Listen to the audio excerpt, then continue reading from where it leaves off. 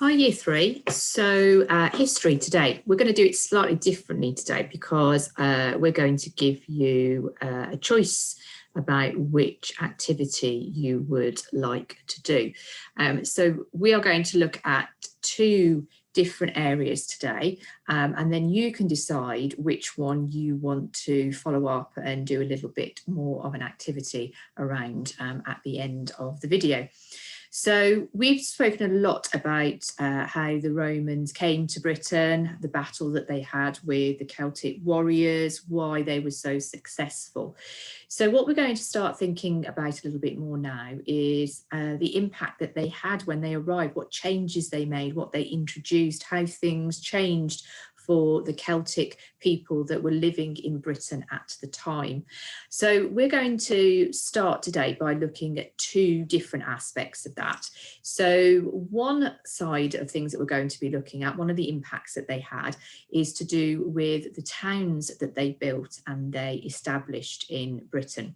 And the other thing that we're going to be looking at as well, one of the things that they're really famous for doing when they came to Britain is roads and making the road system in Britain established, and pretty much we can see evidence of that road system still here today as well.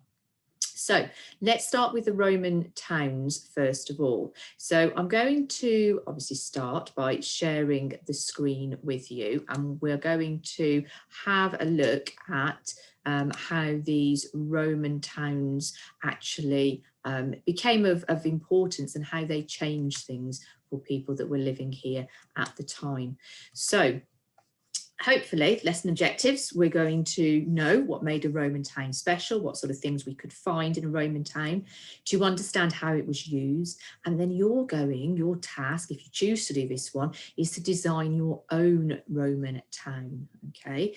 So some questions just to start us off thinking about. So what makes a town a town? What things would you expect to see in a town? So if you think of Bromsgrove and you think of the town centre and the sorts of things that are in and around the town centre, that gives us an idea today of what we would expect to see in a town. So you might be thinking, well, there's shops in the town, there are offices, there is the market that's on there sometimes. There are churches around Bromsgrove town centre as well. So it's a central place where people will come to for various things that they need to do with their day.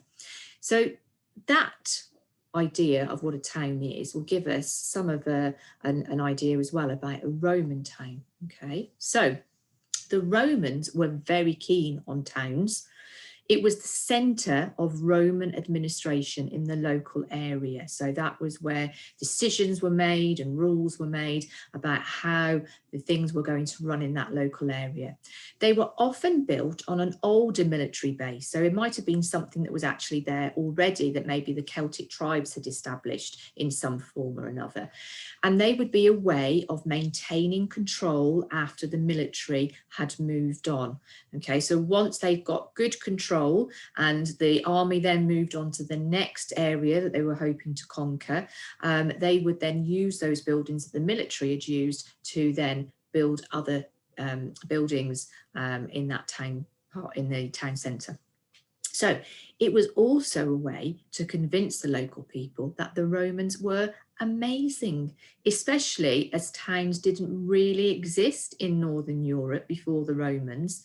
And it was also a way of convincing them that because it was so great, this idea of a town, that they would actually want to be Roman too. So they would actually want to become a Roman citizen. So it was almost like a bit of a way of showing off and saying, look what we can do, look how we can improve your life and make things better for you. So it says, what kind of things do you think the Romans would build in order for the local people to like them? So what things are going to impress the local people? Well, let's have a look at what sorts of things they did. Okay, so we can see here an image of a Roman town. And the layout of the Roman towns were very often similar. They had a system that worked and they stuck with that system. So the Forum and the Basilica. So this was the administrative centre. So the Basilica is where the local lords would meet to discuss politics, but also where taxes would be taken. So the local people would have to pay a tax, like people pay taxes today, and that was where they would take them to this central place. The Forum would also be with it, so the two areas are very often found together, and that is where people would also sell their goods, and the most important temples would be there too. Okay, so that is the Forum and the Basilica. But what else is there? So the baths and theatre. So as we've already discovered, the Romans used their towns as a way of proving that other people should be like them. They couldn't understand why nobody else would want to do what they were doing. One way to do this was through entertainment. The Roman baths were a very important part of this. It was a lot like a spa day when you went to the Roman baths. You have different types of treatments available, different types of rooms that you would go into, and it was all part of cleansing and relaxing and socialising, because you'd often go there with friends. And the theatre was also a way of getting people to like them as well. So a semicircular building, which you might be able to see in that picture there, it's sort of quite central. People would go and see plays and different curiosities, so different interesting things that were going on from all over the empire. The military presence. So as we said before, a lot of the towns were built around where all military bases were. So barracks and defences, so as well as these fun things that they did, like the entertainment and the baths, the Romans could still fall back on the military. Because most towns started off as military bases, there would often be a barracks within the city. So as you can see there, it's a building where the soldiers would stay and lodge and have all their equipment. There would also be city walls in order to protect the people inside against those who were still not convinced that the Roman way was the best way. So there were still some Celtic tribes that were around that still felt that the Romans weren't doing the right thing and were likely to attack. So that fort that was going around the outside was there to protect the towns and the people within it. And temples would also be something that we would find in a Roman town as well. The Romans had loads of gods. They had a god or goddess for every aspect of their lives. So we talked about this a bit in the Egyptians as well, didn't we? That there were many different gods that different people would worship. And it was very similar with the Romans as well. It says, can you name any Roman gods? I know some of you might have been doing a bit of reading up about the gods and Roman life in general. So it's a bit of a hint. They thought the planets were the gods. So which planets can you think of? We think of Mars, maybe Pluto.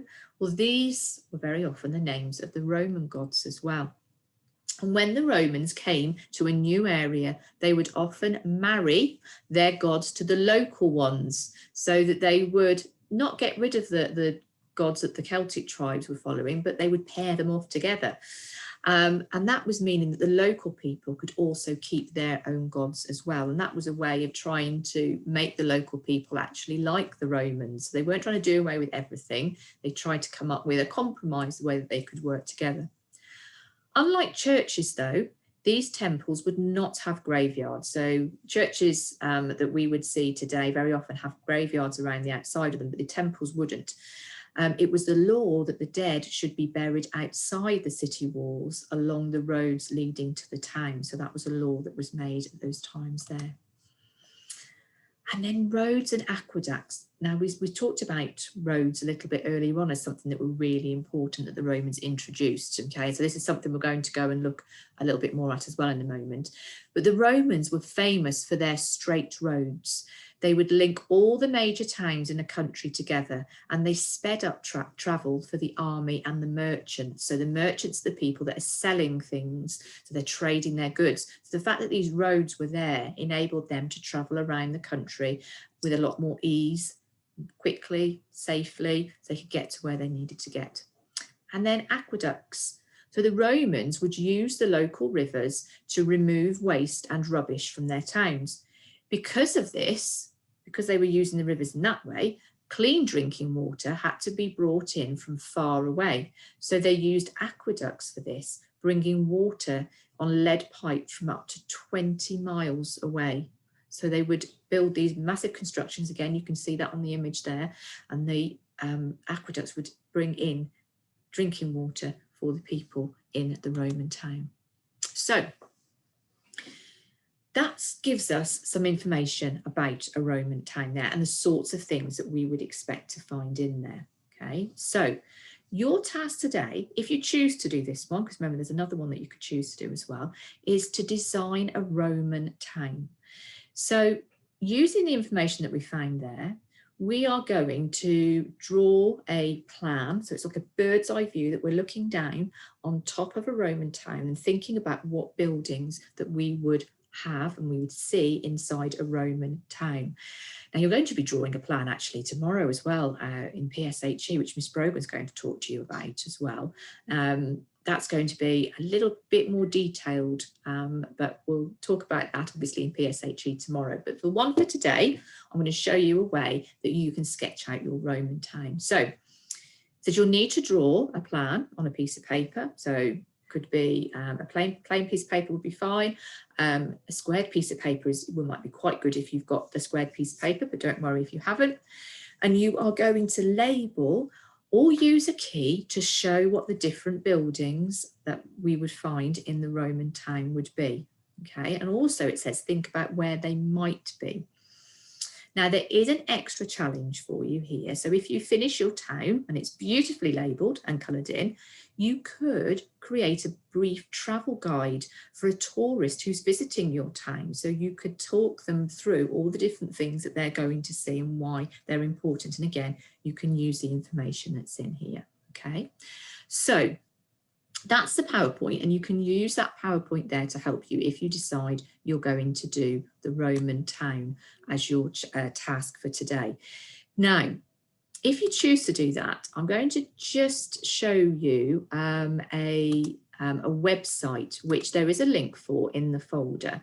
And this website has got lots of information on, but if we scroll down it, this we can see here is a plan of a Roman villa, which you might want to have a look at as well. You can see what sorts of rooms were inside a Roman villa. But if we keep going down, we can see here that there is a Roman town. Now, if we click on that there, it means we can then hover over and it will tell us the buildings that we would find in there. So we can see the baths that are there. We come over here, this is the forum. So this is sort of the really important busy place where, if you remember, the basilica might be there as well.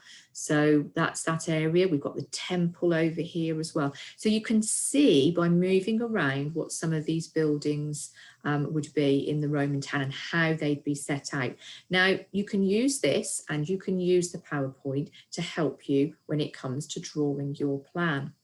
So on your plan, I'm just going to use a whiteboard with a pen.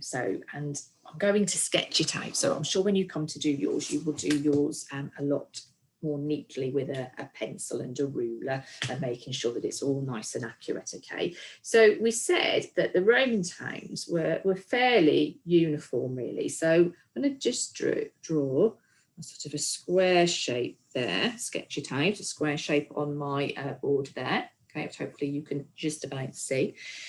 It's not very straight lines there, so with your ruler, yours is going to look a lot better than that. Now, the roads, we said, were very important to the Romans, and they were very straight. So in most Roman towns, there would be a road that would go north to south. So we can draw that going north to south there. And then, but you can't guess where the other one went, can you?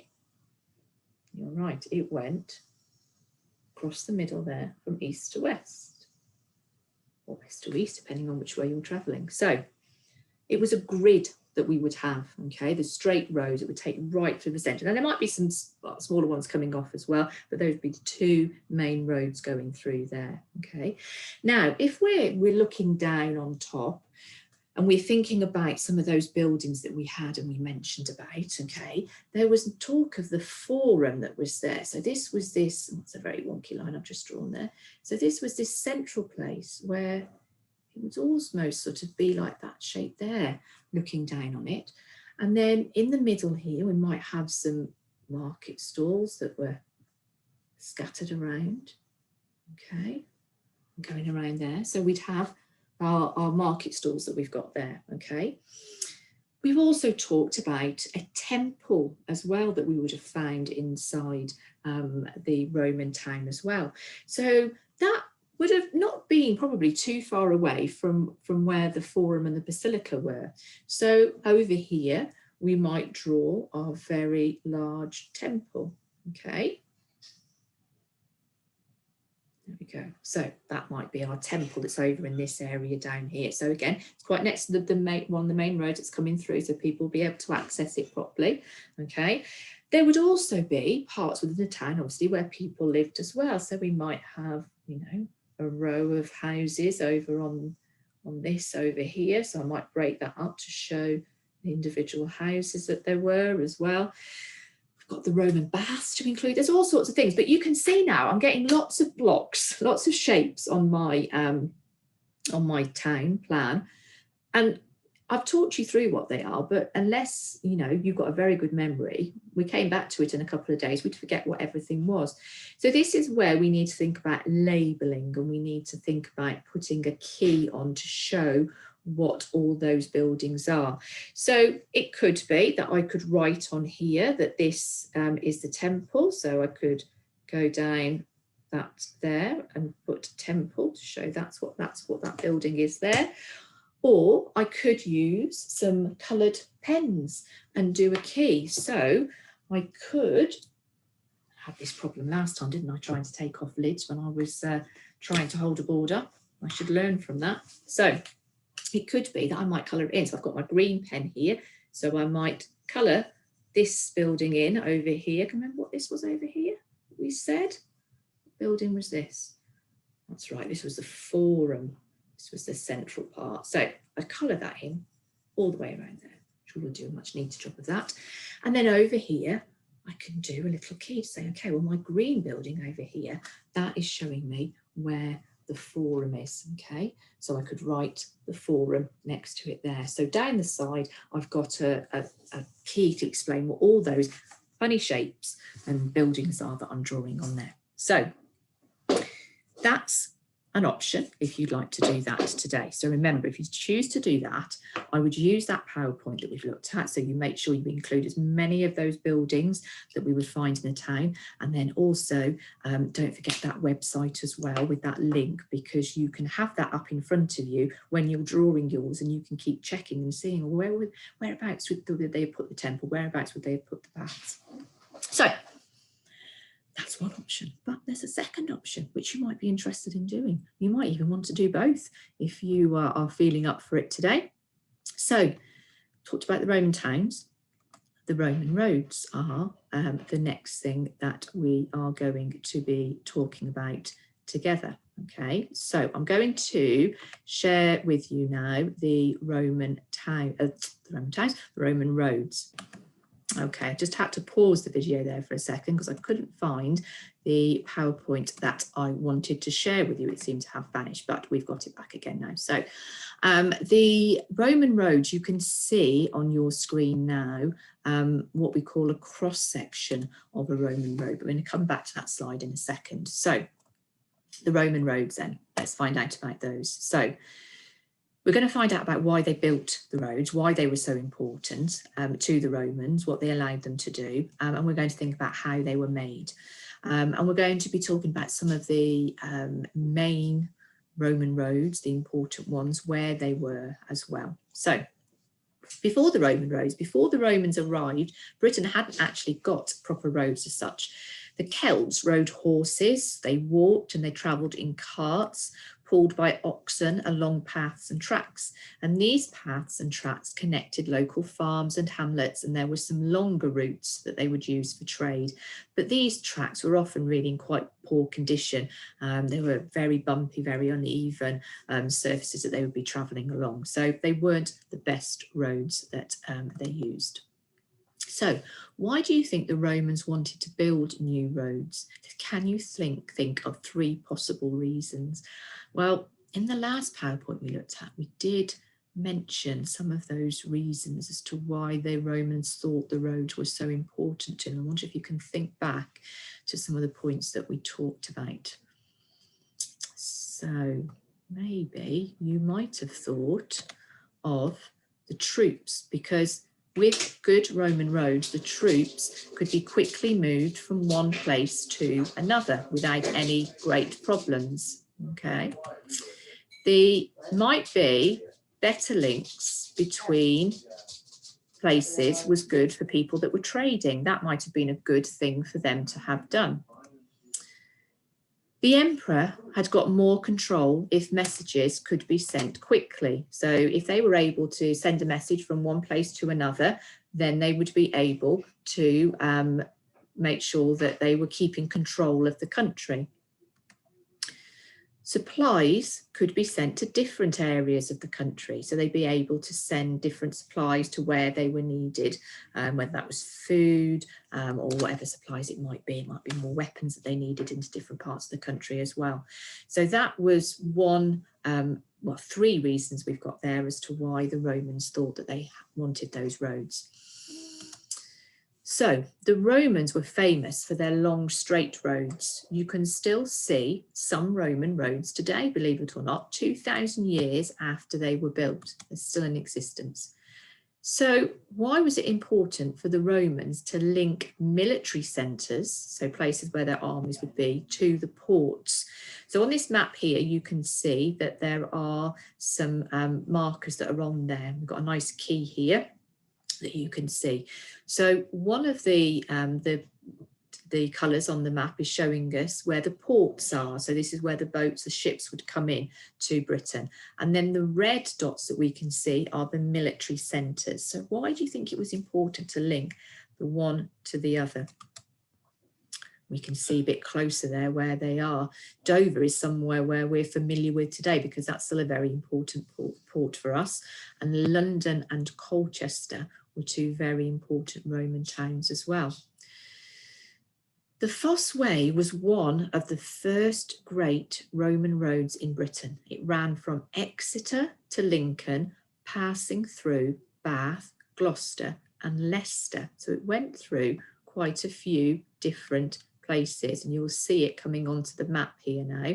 Okay, so from Exeter, passing through Bath, through Gloucester, through Leicester, and then up onto Lincoln. So that was one of the first great Roman roads that was built. It says, can you find the Fosse Way on your map? Now we've just seen it on there, and we're going to have a look in a little while about seeing if you can mark your own version of this onto your own map as well. Okay. So over the years, the Romans continued to build more roads linking to many places throughout Britain. Eventually, there were around 2,000 miles of Roman roads that had been built. So other routes that were important and that were built over the time that the Romans were here was Chester to York. Sorry, I shall just go back a second. London to Lincoln and then to York. Chester to Carlisle. Dover to Lympne and Richborough to London and to Wroxeter. So you can see again those places that are marked on your map there. And they were very important in linking all those places together. So if you choose to concentrate on your task today for the Roman roads, then what you are going to do is you are going to use the PowerPoint we've just done to link and draw on where those Roman roads were and where they linked each other to in the country, making sure that you use a different colour for each one. So in the folder for today's work, there is There are actually two maps. There's one that has got the towns marked on there. There's one that hasn't got the towns on. So if you wanted to add those on yourself, again, you can use a PowerPoint to do that. If you wanted to have the one that's already got the towns marked on, you could use that one instead. But once you have got the towns onto your map, you then need to draw using the last slide there that told us where those other routes were, linking those places together and using the different colours to show where those different routes were. Okay, so if we were building a Roman road, because that's what the Romans did, they built quite a lot of them, as we've just found out, this is how they would do it. They would dig a large ditch, which would be for the width of your road, how wide your road was going to be. Then they would fill that ditch with a layer of rubble and a layer of stones. So right at the bottom, if you look at that picture there, you can see that's what they put in at the bottom. Then they would dig two smaller ditches either side. So we're running alongside that road there, you can see there are two ditches running alongside.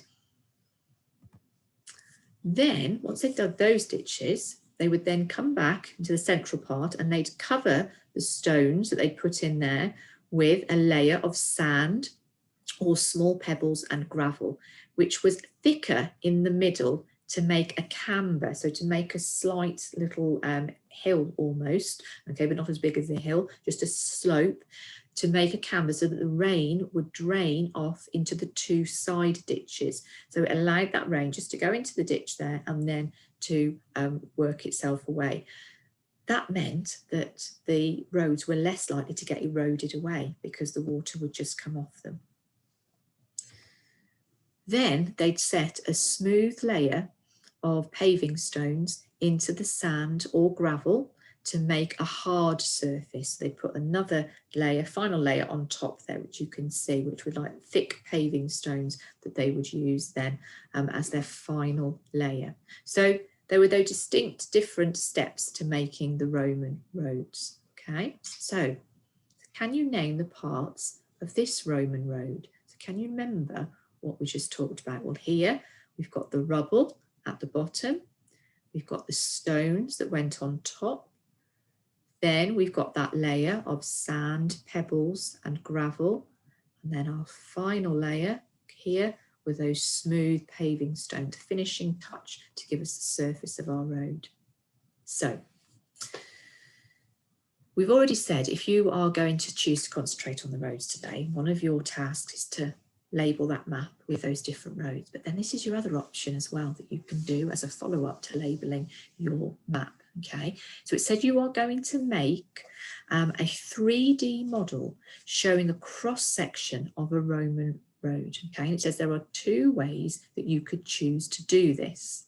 So it says you could use some junk modelling materials, so bits of paper, card that you've got. Use them creatively to show the different parts of the road. So you might be able to, scrunch them up into the different size pebbles and stones that there are, okay? You might even be able to go outside into the garden, if you can get to it after the snow that we've just had, and find those different sizes of stones and sand and actually do it properly almost as the Romans would have done, okay? So you could do it with using materials like that. Or your other option is you could make an edible version of a Roman road. An edible version means one you can eat. That sounds interesting.